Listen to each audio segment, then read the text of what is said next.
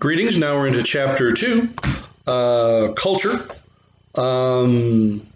Knowledge, language, values, customs, material objects that are passed from person to person, from generation to the next in a group or society. That's your book definition. Almost seemingly designed to be forgotten. That's so much stuff. What could that possibly all encompass? I like to think about culture as your blueprint. How do you negotiate society? How do you negotiate your life? You use a blueprint. The culture that you were raised in gives you that blueprint.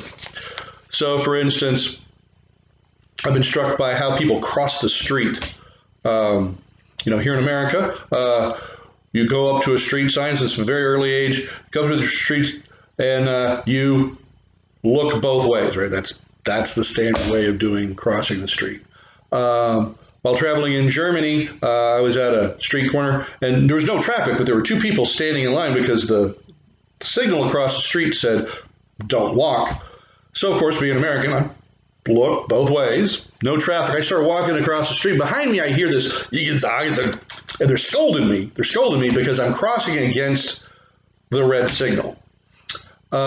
Such a cultural norm there is you don't cross the street unless the signal says yes, no matter what your personal view of crossing the street is. In Vietnam, crossing the street, I noticed, was kind of more like an expression of faith. There aren't any real crosswalks. Blocks are huge, long things, and people just step out into traffic. And there's a bunch of these little cars and bikes and motorcycles, and everyone's honking their horn. And they don't even look both ways. They just step right on out because in traffic, people will just be stepping out into traffic. There, they don't seem to follow a plan that we see, but there, everyone seems to know that if you're driving a little car or a motorcycle or riding a bike, that people are just going to be stepping out, and it's up to you to see them. Now, your book talks about material and non-material culture. Material culture, things that we make with our hands.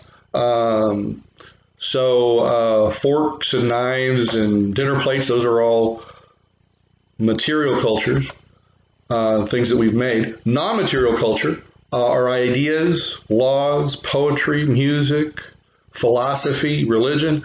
Those are non-material culture. Non-material culture is, again, beliefs and things like that that distinguish different cultures, human cultures' use of material culture. There's also what your book talks about as cultural universals. Now, there's a group of folks called sociobiologists that we'll occasionally talk about, and they look at these cultural universals. In other words, if it's in every single human society and there's no way to identify transmission from one society to the next, then there's something about the human animal that makes this kind of culture, this cultural universal. So, for instance, they talk about cultural universals like cuisine, humor, dance, music. Every culture has some aspect of this. And we seem to be made to make these kinds of cultural things. But of course, they don't necessarily stay static. For instance, tattoos. We find evidence of tattooing going back 4,000 or 5,000 years. The Iceman they dug out of the Alps, he had tattoos on his arm. Clearly, tattoos have been around for a long, long time, but their meaning changes. Ancient people like me, only sailors and motorcycle people had tattoos. And now, of course, every drunk sorority girl on her 18th birthday goes and gets a tattoo. It's meaning, its context has changed in society. So let's talk about components of culture. Symbol. Symbol is a very powerful way that we communicate as human beings, and so much so that symbols become laden with lots of meaning. So behind me is the American flag. People get very, very upset about this symbol. If anyone tries to burn it, people get very upset, very angry, and it almost has gotten almost a religious significance to it. Conversely, like if you had a swastika on your person, it's doubtful that somebody would engage you into a conversation of, oh, wow, is that, the 3,000-year-old Hindu version or the Nordic version of that symbol? No, if you have a swastika, they're pretty much thinking that you know the current context of that symbol of being, white nationalism and racial superiority, bigotry, and racism. One of the most powerful symbols that we use is language. What I'm doing right now. And it's a good example, though, of language as symbol, because each idea that we have in language is actually underpinned by lots and lots of other ideas. So when I say a word, it actually has a bunch of other ideas underneath it that support it, that give me the idea of context or understanding what it is that somebody is talking about, but it can also mean that I'm communicating in symbolic language and not necessarily seeing all the ways that language might be used to communicate ideas almost on a subliminal level. Now, I want you to take special note of what's called the Sapir-Whorf hypothesis. This says not only do we communicate through language, but that language creates, if you will, boxes in which we think. So, in other words, if we don't have a word for it, then we don't notice or give it importance or context. For example, when you were younger, you'd point to something out in the yard and someone would say tree, and we would think tree. And it wasn't until later, until we had words for willow tree, oak tree, aspen tree, that we were even cognizant of the differences between kinds of trees. So the famous example that's used is that Athabascans and Eskimos have several hundred words for snow, because that's part of their lived environment. And we have snow. We've got dirty snow, wet snow, cold snow, yellow snow.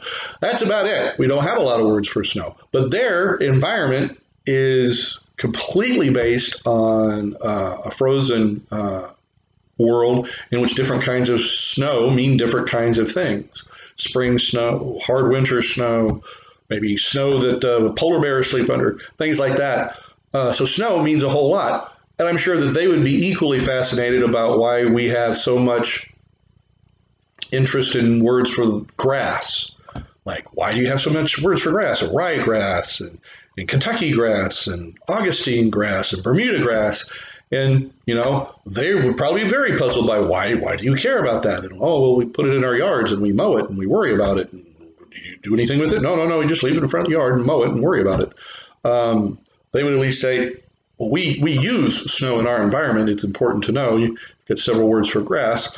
You don't even know and use it. So language and gender, there's a chart there about male and female terms for things. So, for instance, policeman was the term for a long, long time because there weren't police women. And eventually when there were females on the force, they were called police women. And now, of course, the general neutral term, police officer. Same thing with fireman. There used to only be fireman. And when women were involved in the force to fight fires, now it's firefighter is the gender neutral term. Now, some people may be saying, guys are like worried about language. It's pointless. What are you getting all worked up about this stuff for? And I guess my point would be, right now here in Austin, we're spending millions of dollars to retrofit fire stations, but because the word fireman, because there was only men that did it, and only men were thought to be, fire personnel, that the fire stations don't have bathrooms and living quarters for women that are and should be equally able to fight fires and be firefighting professionals. So words do have meanings because there wasn't a word for it. We didn't think about it. And when people were building buildings for it, even, through the 60s and 70s, they didn't include it because there weren't fire women. And the word seemed to already exclude the female experience. Talk about language, race, and ethnicity. Again, there are tons and tons of words that are pejorative and insulting. Chances are we all know them regarding different racial groups. But think about this: white people. What are the negative terms for white people? And how insulting is that? And it shows you the pyramid, if you will, of society. So if you think about it, what is it? Cracker. Only makes me think of soup. Honky, because apparently we're all watching reruns of Good Times from the 1970s. There really isn't a negative term for white people that holds the same weight because, again, of the fact that white folks have controlled language in society for so long.